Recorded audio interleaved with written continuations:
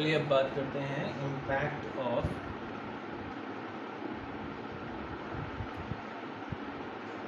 Globalisation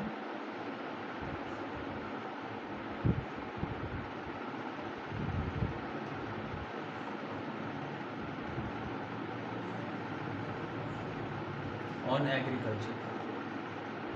globalisation यानी हमारे यहाँ के प्रोडक्ट्स अदर कंट्रीज़ में जाएं और बाहर की कंट्रीज़ के जो प्रोडक्ट्स हैं वो हमारे कंट्री में आए। तो एग्रीकल्चर के फील्ड में अगर हम ग्लोबलाइजेशन देखें तो ये ब्रिटिश पीरियड से ही शुरू हो चुका था। जो हमारे यहाँ ब्रिटिशर्स थे यानी इंडिपेंडेंस के पहले से ही, जैसे कॉटन की हम बात करें तो कॉटन का जो प्रोडक्शन था वो यहाँ पे काफ़ी ज़्यादा होता था। एक बार रिवाइज़ कर देते हैं, ब्लैक सॉइल इसके लिए चाहिए होती है और जो डेक्कन प्लेट्यू का एरिया है वो बेस्ट है इसके लिए। बहुत से अदर पार्ट भी होती है, कॉटन का प्रोडक्शन होता है, लेकिन ब्लैक सॉइल और डेक्कन प्लेट्यू यहाँ पे ज़रूरी है। डेक्कन प्लेट्यू की जगह में जो है इनका प्रोडक्शन ज़्यादा होता है। तो कॉटन के प्रोडक्शन की तरफ ध्यान गया ब्रिटिशर्स का और वहाँ पे मैनचेस्टर और जो दो जगह के नाम आते हैं जहाँ पर कि टेक्सटाइल इंडस्ट्री थी, पूरी की पूरी जो टेक्सटाइल इंडस्ट्री थी वो इंडियन कॉटन इंडस्ट्री पर ही बेस्ड थी, लिवरपूल और Manchester. Textile industry at Liverpool and Manchester. इसके लिए जो रॉ कॉटन था वो इंडिया से ही जाता था। तो इस तरीके से जो ग्लोबलाइजेशन का है जो दौर आज हम देखते हैं वो आज से नहीं, काफ़ी पहले से था। और एग्रीकल्चरल प्रोडक्ट्स जो हमारे यहाँ के थे वो काफ़ी ज़्यादा क्वांटिटी में हम एक्सपोर्ट करते थे, ब्रिटिशर्स को भी और अदर नेशंस को भी। उसी तरह से अगर हम स्पाइसेस की बात करें तो केरला हम जानते हैं नंबर 1 है, साउथ के दूसरे स्टेट्स भी हैं। तो यहाँ से स्पाइसेस को अदर कंट्रीज़ में सेल किया जाता था। काफ़ी अच्छा इसका प्रोडक्शन था और बहुत अच्छी अर्निंग इससे होती थी। लेकिन इसके साथ साथ जो गुड क्वालिटी कॉटन और स्पाइसेस तो बाहर जा ही रहे थे, बट यहाँ पे जो फार्मर्स थे उनका एक्सप्लॉयटेशन भी हो रहा था। जैसे आपने चंपारण के बारे में पढ़ा है, चंपारण बिहार, यहाँ पे इंडिगो फार्मिंग पे फोकस किया गया कि इतने परसेंट, एक फिक्स परसेंट जो लैंड है उसमें टोटल ज़मीन का एक फिक्स परसेंटेज उस पर आपको इंडिगो फार्मिंग करनी ही करनी है। ब्रिटिशर्स का रूल था। तो उससे क्या होता था कि जो ज़मीन का वो जो पार्ट था जिस पे इंडिगो फार्मिंग होती थी वो कुछ टाइम के बाद ख़राब हो जाता था, और चाह कर भी जो फार्मर्स थे वो वहाँ पे अदर जो सीरियल क्रॉप्स वगैरह होती है वो नहीं लगा पाते थे। तो इस तरीके से एक्सप्लॉयटेशन भी होता था। गांधी जी ने चंपारण मूवमेंट चलाया था 1917 में।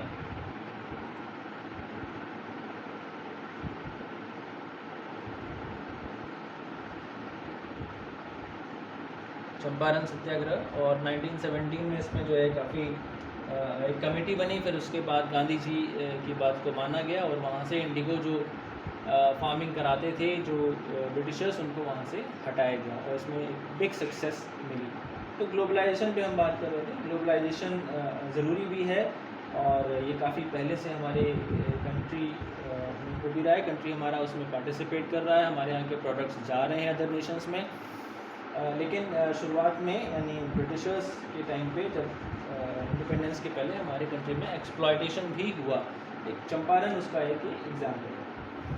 तो 1990 अब आगे चलें तो काफ़ी सक्सेस, काफ़ी काम जो गवर्नमेंट ऑफ इंडिया ने किया फार्मर्स के लिए, लेकिन फिर भी चैलेंजेस, नए नए चैलेंजेस आते गए, क्योंकि जो इंडियन प्रोडक्ट्स थे वो इंटरनेशनल मार्केट में कम्पीट नहीं कर पा रहे थे। जो क्वालिटी थी और जो नए नए सब्स्टिट्यूट्स आ रहे थे वो हमारे इंटरनेशनल मार्केट में कम्पीट नहीं कर पा रहे थे। जैसे अभी हमने पीछे जूट का पढ़ा था, तो जूट की जगह अब नायलॉन की जो रोप्स वगैरह हैं और पॉलीथीन बैग्स हैं, अब जूट बैग्स के अलावा पॉलीथीन बैग्स वगैरह सब बनने लगे हैं। तो इसलिए जूट के प्रोडक्शन पे काफ़ी असर इससे पड़ा है।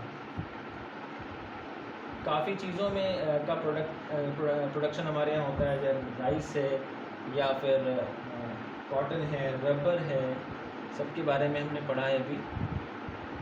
टी है, कॉफ़ी है, जूट है, स्पाइसेस हैं। तो इन सब के प्रोडक्शन के अच्छा प्रोडक्शन होने पर भी जो क्वालिटी की जब बात आती है तो कहीं ना कहीं इंटरनेशनल मार्केट में जो प्रोडक्ट्स हैं उससे कंपटीशन नहीं हो पाता। यहाँ पे मेन चीज़ आती है प्राइस की, जो पूरी कॉस्टिंग इसको प्रोड्यूस करने की होती है, और जो प्रॉफिट है वो प्रॉफिट शेयर धीरे धीरे घटता जा रहा है। और वहीं जो अदर नेशंस हैं वहाँ पर सब्सिडी ज़्यादा मिल रही है किसानों को, तो हायर सब्सिडी मिलती है। सब्सिडाइज प्राइसेस पे हमारे यहाँ भी फर्टिलाइज़र मिलते हैं। इरिगेशन के लिए कई स्टेट्स ऐसे हैं जो कि काफ़ी नॉमिनल रेट्स पे जो पावर सप्लाई है, इलेक्ट्रिसिटी सप्लाई है वो अवेलेबल कराते हैं, बट वो फिर भी बहुत ज़्यादा सफिशिएंट नहीं है, क्योंकि जो फार्मर्स हैं वो उनका जो प्रॉफिट है वो धीरे धीरे कम होता जा रहा है, क्योंकि कॉस्टिंग ज़्यादा आ रही है और वो अपना जो एग्रीकल्चर बिजनेस है उसको छोड़ के दूसरे वर्क की तरफ ध्यान दे रहे हैं। तो ये सारे चैलेंजेस हमारे इंडियन एग्रीकल्चर में देखने को मिल रहा है। तो गवर्नमेंट का जो यहाँ पे रोल आता है वो आता है कि ऐसे छोटे छोटे जो किसान हैं जो अपना जिनको प्रॉफिट काफ़ी कम हो रहा है और अपना मेन जो वर्क है एग्रीकल्चर का उसको छोड़ के शहरों की तरफ जा रहे हैं या अदर वर्क्स करने की सोचते हैं, तो ऐसे किसानों को सपोर्ट करें। फिर हम वहीं पे आ जाते हैं टेक्नोलॉजिकल या टेक्नो इंस्टीट्यूशनल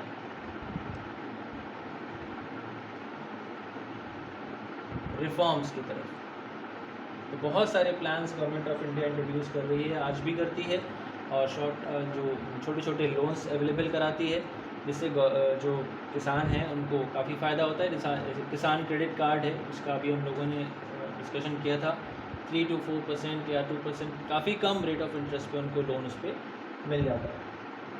तो ये सारे चेंजेस गवर्नमेंट की तरफ से किए जा रहे हैं।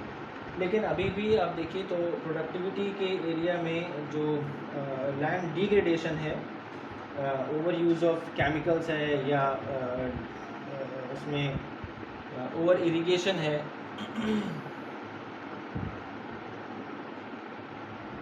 Over irrigation and over use of chemical fertilisers,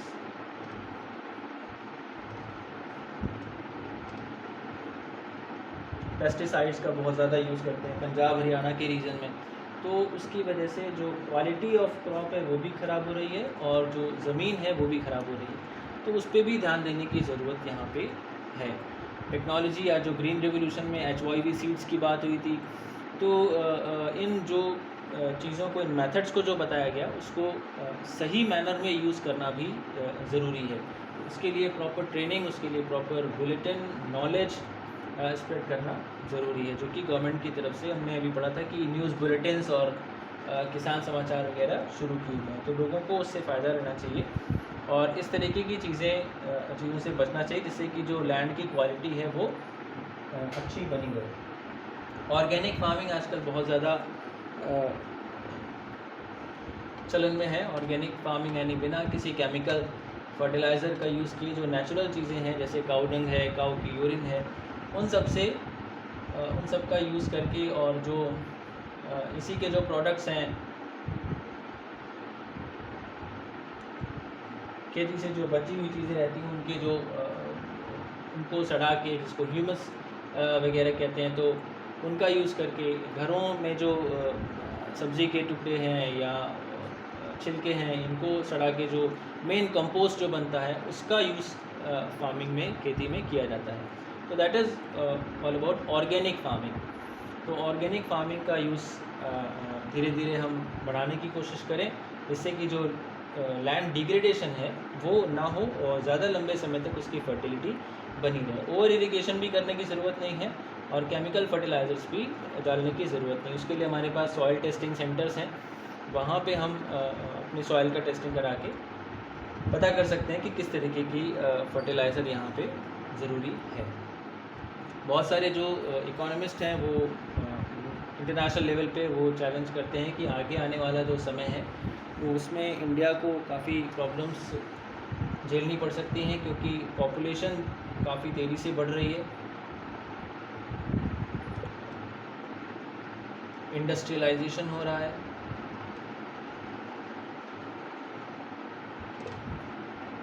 urbanisation हो रहा है, जिससे कि जो ज़मीन है वो अब धीरे धीरे कम होती जा रही है। ठीक है, तो उतनी ही ज़मीन पे अब हमको नई जो पॉपुलेशन है, जितनी लेटेस्ट जो पॉपुलेशन है उसके पूरे के लिए हमको ग्रेन्स प्रोड्यूस करने हैं, तो वहाँ पे इंटेंसिव यूज़ उसी ज़मीन का हमें करना पड़ेगा। तो क्या क्या मेथड्स अडॉप्ट करेंगे, किस तरीके से हम जो ग्रीन रेवोल्यूशन में बताई हुई चीज़ें उनको कैसे यूज़ करेंगे, और ऑर्गेनिक फार्मिंग को कैसे हर जगह इम्प्लीमेंट करेंगे, ये सारी चीज़ें प्रैक्टिस में लानी ज़रूरी है। तो ये पूरा था impact of globalisation on agriculture, और इसमें हमने बात की कि क्या क्या जो रिफॉर्म्स हैं वो कैसे हम इंट्रोड्यूस कर सकते हैं, चैलेंजेस क्या हैं सारे, हर तरीके की क्रॉप होने के बावजूद भी जो किसान है उसके पास किस तरीके के चैलेंजेस हैं वर्ल्ड मार्केट को देखते हुए, और गवर्नमेंट फर्दर इसमें क्या क्या कर सकती है, फिर इकोनॉमिस्ट जो हैं वो क्या कह रहे हैं इंडिया के बारे में, और क्या उसके पॉसिबल सॉल्यूशन हो सकते हैं। तो ये पूरा चैप्टर एग्रीकल्चर आपका यहाँ पे फिनिश हो रहा है।